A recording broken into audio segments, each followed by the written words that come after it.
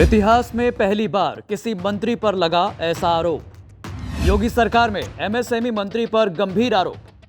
Court reader ने लगाया आदेश से पहले पत्रावली गायब करने का आरोप। कुछ सुनने में आ रहा है कि आपके वकील ने जो है न्यायालय का आदेश का जो है वो न्यायालय ये सब भ्रामक प्रचार है, र्यूमर है। वकील और जज के बीच में जो बहस के रिश्ते होते हैं उसमें सब तरह की बातें सब भ्रामक है, कहीं कोई उनमें दम नहीं है। योगी सरकार के एमएसएमई मंत्री राकेश सचान 31 साल पुराने अवैध असलहा मामले में शनिवार यानी 6 अगस्त को दोषी करार दिए गए थे। सजा के सभी बिंदुओं पर भी सुनवाई पूरी हो गई थी। इसके बाद आदेश लिखाने पीठासीन अधिकारी चैम्बर में चले गए। तभी राकेश सचान के वकील केस की पत्रावली देखने के बहाने कागज उठाते हैं और उसी दौरान पत्रावली गायब। हालांकि उस समय राकेश सचान के सुरक्षाकर्मी और समर्थक दोनों ही मौके पर मौजूद थे। दिन भर के मंथन के बाद देर शाम न्यायालय के आदेश पर कोर्ट रीडर कामनी ने मंत्री के खिलाफ कोतवाली थाने में तहरीर दी। आपको बता दें कि एमएसएमई मंत्री राकेश सचान सुबह 11:35 पर वकीलों और सुरक्षा कर्मियों के साथ दीवानी न्यायालय परिसर पहुंचे, जहां 31 साल पहले नौबस्ता थाने में दर्ज हुए अवैध असलहा मामले में फैसला आना था। कोर्ट ने सबसे पहले बारी बारी से दोनों पक्षों की सुनी और एमएसएमई मंत्री को दोषी करार दिया।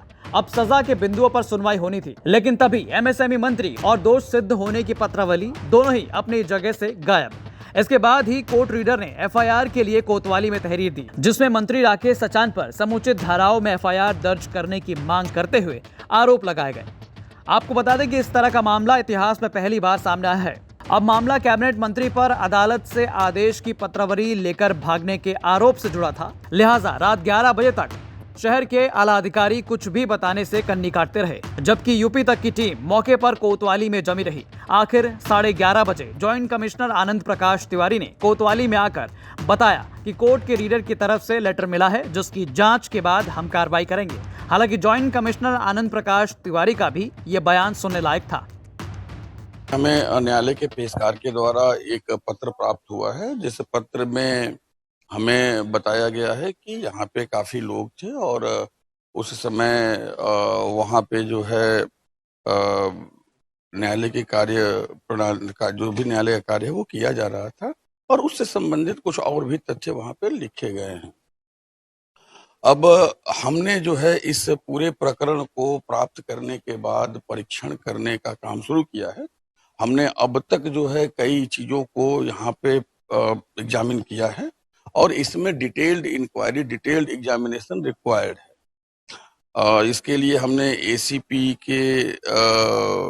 अशोक कुमार सिंह को कहा है कि वो कल पूरे दिन इसको एग्जामिन करें, वहां जितने भी लोग थे, क्या हुआ क्या नहीं हुआ, कैसे हुआ, और उसमें जो भी फैक्ट सामने आते हैं उसमें गुण दोष के आधार पे जो कार्यवाही की जानी चाहिए वो की जाएगी। तहरीर के अनुसार क्या सर आरोप पत्र सिद्ध हो गए थे? अदालत आरोप पत्र लिख चुकी? Let us complete the inquiry, because हमने पहले इसमें इंक्वायरी करना शुरू किया है, तो एक बार हमारा इंक्वायरी हो जाए उसके बाद आपके सामने सब कुछ आ जाएगा। अच्छा, एक मूल सवाल पड़ता है कि जब अदालत की तरफ से एक तहरीर आई है तो उसकी एफआईआर कब तक होगी? एफआईआर के बारे में हम क्या डिक्लेयर करें? देखिए, हमारे पास एक सूचना आई है और हम उस सूचना को एग्जामिन कर रहे हैं और ऐसा हमेशा होता आया है कि जब भी हमारे पास कोई सूचना किसी के भी द्वारा दी जाती है तो उसमें बहुत बार इसका एग्जामिनेशन किया गया है, उसके फैक्ट्स देखे गए हैं और जो फैक्ट्स के आधार पर चीजें सामने आती है वो की जाती है।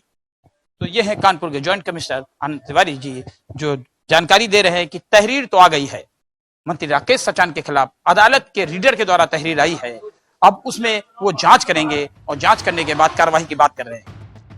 हैरानी की बात तो यह है कि मंत्री के मामले में अधिकारियों की जबान सील हो गई है, जबकि कोर्ट के अंदर से आदेश की पत्रावली लेकर फरार होने पर गंभीर अपराध बनता है, क्योंकि आरोपी पर अदालत दोष सिद्ध कर चुकी थी। यानी राकेश सचान को अदालत दोषी साबित करके सजा सुनाने की तैयारी में थी कि तभी दोषी और दोष पत्र दोनों ही गायब हो गए और यहाँ पुलिस कह रही है कि अभी जांच करेंगे। हालांकि इस मामले पर एमएसएमई मंत्री राकेश सचान अपनी तरफ से सफाई भी देते दिखे।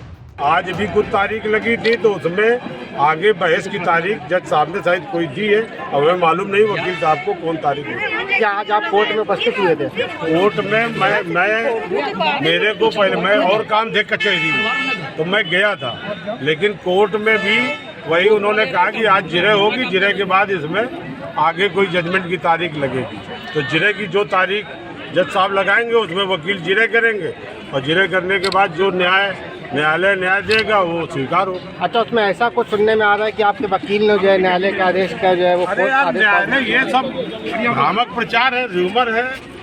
वकील और जज के बीच में जो बहस के रिश्ते होते हैं उसमें सब तरह की बातें सब भ्रामक है, कहीं कोई उनमें दम नहीं है। आगे जो भी जज निर्णय करेंगे, जज आदेश करेंगे, उसका तो सम्मान होगा।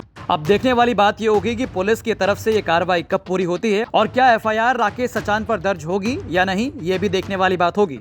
कानपुर से रंजय सिंह की रिपोर्ट, यूपी तक।